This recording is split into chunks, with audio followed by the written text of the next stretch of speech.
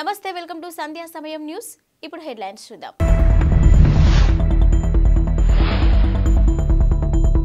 Japan నుంచి హైదరాబాద్ చేరుకున్న junior NTR తీవ్ర భూకంపంపై షాక్ ప్రయాణికులకు మరో గుడ్ న్యూస్ చెప్పిన శంషాబాద్ విమానాశ్రయం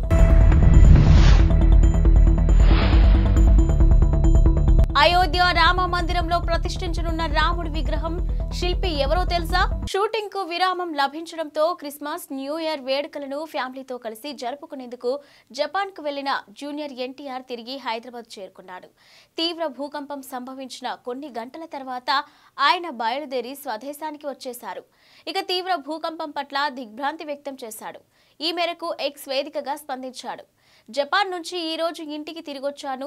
తీవ్ర భూకంపాలు సంభవించడం షాక్ కు గురిచేసింది. గత వారం అంతా అక్కడే గడిపాను. భూకంపం ప్రభావితమైన వారందరికీ నా సానుభూతి తెలియజేస్తున్నాను. జపాన్ ప్రజల విశ్వాసానికి అభినందనలు. త్వరగా కోలుకోవాలని ఆశిస్తున్నాను.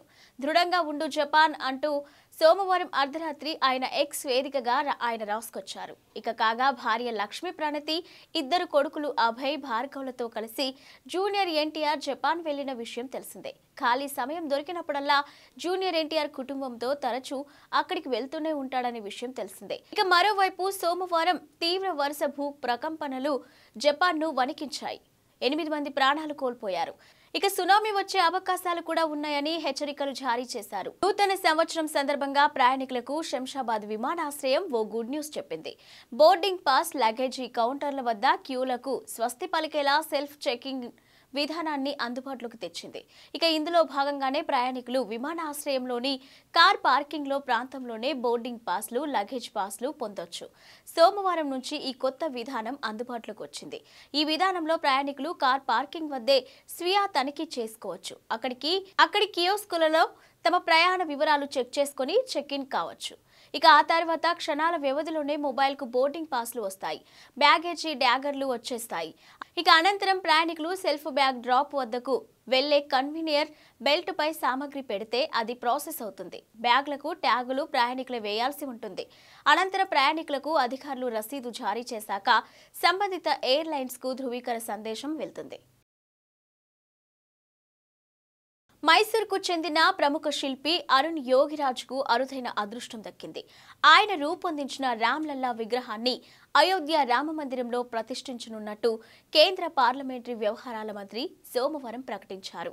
రాముడు ఎక్కడ ఉంటాడో హనుమంతుడు అక్కడే ఉంటాడని, ఇందుకు తగ్గట్టుగా విగ్రహం ఎంపిక చేశామని మంత్రి తెలిపారు. అరుణ్ యోగిరాజ్ రూపొందించిన శిల్పం ఎంపికపై రాష్ట్ర బీజేపీ సీనియర్ నేత బిఎస్ యాడ్యూరప్ప కూడా హర్షం వ్యక్తం చేశారు. ఇది తమకు ఎంతో గర్వకారణమని అన్నారు. రాష్ట్రంలోని రామభక్తుల సంతోషం రెట్టింపైందన్నారు. శిల్పి అరుణ్ యోగిరాజ్ కు శుభాకాంక్షలు తెలిపారు. కేరళకు చెందిన జై హింద్ టీవీ ఛానల్లో పెట్టుబడుల వ్యవహారంలో Karnataka deputy CM, Congress senior నేత డీకే శివకుమార్ కు సీబీఐ మరోసారి నోటీసులను జారీ చేసింది. ఇక విచారణ కోసం ఈ నెల 11న ఢిల్లీలోని తమ కార్యాలయానికి రావాలని పేర్కొంది. ఇక జై హింద్ టీవీలో పెట్టుబడులు, వాటాల వివరాలు తెలపాలని కోరింది. ఈ కేసులో శివకుమార్, ఆయన భార్య ఉషాతో పాటు మరో 30 మందికి కూడా సీబీఐ నోటీసులను పంపించింది. కాగా జై హింద్ ఛానల్లో పెట్టుబడులు రహస్యం కాదని డీకే శివకుమార్ చెప్తున్నారు. ఛానల్లో తనకు వాటా ఉందని 2017-18లో దాఖలు చేసిన ప్రమాణ పత్రం, ఆస్తి వివరాలలో ఆయన పేర్కొన్నారు. లోక్సభ ఎన్నికలు సమీపిస్తుండటంతో తనపై ఒత్తిడి పెంచేందుకే కేంద్ర ప్రభుత్వం దర్యాప్తు సంస్థల ద్వారా వేధిస్తుందని ఆయన ఆరోపిస్తున్నారు. కాగా డీకే శివకుమార్ ఆదాయానికి మించిన ఆస్తులు కలిగి ఉన్నారనే ఆరోపణలు ఎదుర్కొంటున్నారు. 2013-18 కాలంలో ఆయన ఆదాయం లెక్కకు మించి ఉందని 2020లో సీబీఐ కేసు నమోదు చేసింది. ఇక పలు అవినీతి ఆరోపణలు, ఢిల్లీలోని ఫ్లాట్లతో పాటు 8 కోట్ల నగదు పట్టుబడిన వ్యవహారంలో సీబీఐ, ఈడీ నమోదు చేసిన కేసులను ఆయన ఎదుర్కొంటున్నారు. హింద్ టీవీ ఛానల్లో పెట్టుబడుల వ్యవహారంలో శివకుమార్ పై కేసును సీబీఐ దర్యాప్తు చేపట్టేందుకు వీలుగా యాడ్యూరప్ప సీఎంగా ఉన్న సమయంలో కర్ణాటక ప్రభుత్వం అనుమతులిచ్చింది. అయితే గతేడాది కాంగ్రెస్ ప్రభుత్వం ఏర్పడ్డాక నవంబర్ 20న జరిగిన మంత్రివర్గ సమావేశంలో సీబీఐ అనుమతిని రద్దు చేశారు. కేబినెట్ నిర్ణయాలు సవాలు చేస్తూ బీజేపీ నాయకుడు బసనగౌడ పాటిల్ యత్నాల్ ఉన్నత న్యాయస్థానంలో రిట్ పిటిషన్ వేయగా విచారణ జరుగుతుంది. చైనాలో తొలిసారి కోవిడ్ వైరస్ మహమ్మారి వెలుగు చూశాక ఇప్పటి వరకు అనేక ఉత్పరివర్తనాలకు గురైంది. ప్రస్తుతం ప్రపంచ వ్యాప్తంగా JN.1 సబ్ వేరియంట్ కలకలం రేపుతుంది. భారత్లోనూ JN.1 పాజిటివ్ కేసులు పెరుగుతున్నాయి. ఇక గడిచిన 24 గంటల్లో భారత్ 636 కరోనా పాజిటివ్ కేసులు నమోదయ్యాయి. దాంతో యాక్టివ్ కేసుల సంఖ్య 4394కి పెరిగింది. వీటిలో JN.1 సబ్ వేరియంట్ కేసులు కూడా ఉన్నాయి. దేశంలో కొత్తగా 4 మరణాలు నమోదయ్యాయి. ప్రస్తుతం భారత్లో కోవిడ్ JN.1 యాక్టివ్ కేసుల సంఖ్య 197కు పెరిగింది. ఒక్క కేరళలోనే ఈ కేసుల సంఖ్య 83గా ఉన్నట్లు తెలిపారు. ఇక కాగా తెలంగాణలో JN.1 కేసులు 2 నమోదయ్యాయి. JN.1 సబ్ వేరియంట్తో భయపడాల్సిన పనేమీ లేదని కేంద్రం చెబుతుంది. జపాన్లో ఇవాళ భారీ భూకంపం సంభవించిన సంగతి తెలిసిందే. 5 గంటల వ్యవధిలోనే 50 సార్లు భూమి కంపించడంతో జపాన్ ప్రజలు హడలిపోయారు. ఇల్లు, ఆఫీసుల నుంచి బయటకి పరుగులు తీశారు. మొదట 3.4 తీవ్రతతో మొదలైన భూ ప్రకంపనలు గరిష్టంగా 7.6 తీవ్రతకు చేరుకున్నాయి. భూకంపం ప్రభావంతో జపాన్ పశ్చిమ తీర ప్రాంతం రాష్ట్రాలైన ఇషికావా, నిఘాటా, టొయోమోలో పలు చోట్ల అగ్ని ప్రమాదాలు జరిగాయి. ఇక పెద్ద ఎత్తున ఆస్తి నష్టం జరిగింది. ఇక భారీ భూకంపం ధాటికి సముద్ర అలలు పోటెత్తగా సునామీ హెచ్చరికలు కూడా జారీ చేశారు. ఇప్పటికే జపాన్ పశ్చిమ తీరాన్ని సునామీ అలలు తాకాయి. ప్రజలు సురక్షిత ప్రాంతాలకు చేరుకోవాలని అధికారులు హెచ్చరించారు. అటు రష్యా, ఉత్తర కొరియా దేశాల్లోనూ భూ ప్రకంపనలు వచ్చాయి. ఈ 2 దేశాల పరిధిలోనూ చాలా చోట్ల సునామీ హెచ్చరికలు జారీ చేశారు. ఏపీ మంత్రి, వైఎస్ఆర్సీపీ కీలక నేత గుడివాడ అమర్నాథ్ నూతన సంవత్సరం 2024 తొలి రోజున ఆధ్యాత్మికంగా గడిపారు. కుటుంబ సమేతంగా పవిత్ర వారణాసి నగరంలోని కాశీ విశ్వనాథుడిని దర్శించుకున్నారు. స్వామివారి ఆలయంలో ప్రార్థనలు చేశారు. ఈ విషయాన్ని ఎక్స్ వేదికగా ఆయన వెల్లడించారు. ఈ సందర్భంగా ఫ్యామిలీ ఫోటోని ఆయన పంచుకున్నారు.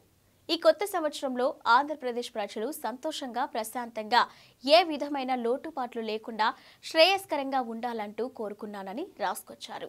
ఇక తన సభ్యులతో కలిసి కాశీని సందర్శించానని తెలిపారు. కొత్త సంవత్సరం సందర్భంగా 2024లో తొలి రోజున తెలంగాణ సీఎం రేవంత్ రెడ్డి యాదాద్రి శ్రీ లక్ష్మీ నరసింహ స్వామివారి ఆశీర్వచనాలు పొందారు. యాదాద్రి ఆలయ ప్రధాన అర్చకులు, అర్చక బృందం సోమవారం హైదరాబాద్లోని సెక్రటరియేట్లో సీఎం రేవంత్ ను కలిసి ఆశీర్వదించారు. ఈ సందర్భంగా శాల్వా కప్పి ఆయనను సన్మానించారు. ఇందుకు సంబంధించిన వీడియోను తెలంగాణ కాంగ్రెస్ ఎక్స్ వేదికగా పంచుకుంది. ఇక సీఎం రేవంత్ రెడ్డి కొత్త సంవత్సరం తొలి రోజు సోమవారం బిజీగా గడిపారు.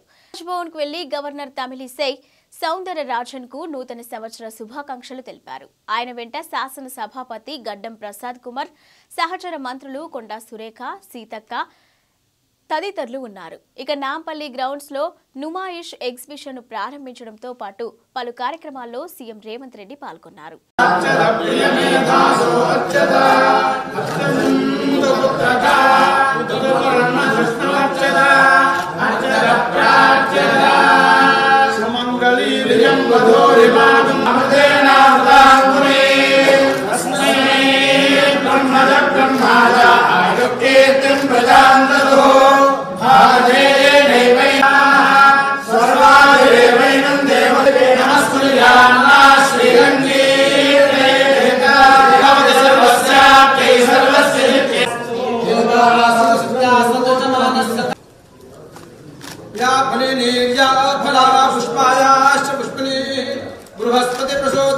హైదరాబాద్ మాదాపూర్లోని ఓ హోటల్లో అగ్ని ప్రమాదం జరిగింది. హోటల్ గ్రౌండ్ ఫ్లోర్ లో షార్ట్ సర్క్యూట్ కావడంతో మంటలు చెలరేగినట్లు ప్రాథమికంగా గుర్తించారు. ఘటనా స్థలికి చేరుకున్న అగ్నిమాపక సిబ్బంది మంటలను ఆర్పేందుకు ప్రయత్నిస్తున్నారు. అగ్ని ప్రమాదం చోటు చేసుకోవడంతో పోలీసులు, చుట్టుపక్కల స్థానికులు అప్రమత్తమయ్యారు. నూతన సంవత్సరం తొలి రోజున ఒక దుండగుల సమూహం జరిపిన కాల్పుల్లో 4 వ్యక్తులు ప్రాణాలు కోల్పోయారు. పలువురు తీవ్రంగా గాయపడ్డారు. తౌబాల్ జిల్లాలో లీలాంగ్లో ఈ ఘటన జరిగింది. దాడికి పాల్పడ్డ దుండగుల వాహనాలకు స్థానికులు నిప్పు పెట్టడంతో అక్కడ హింస చెలరేగింది.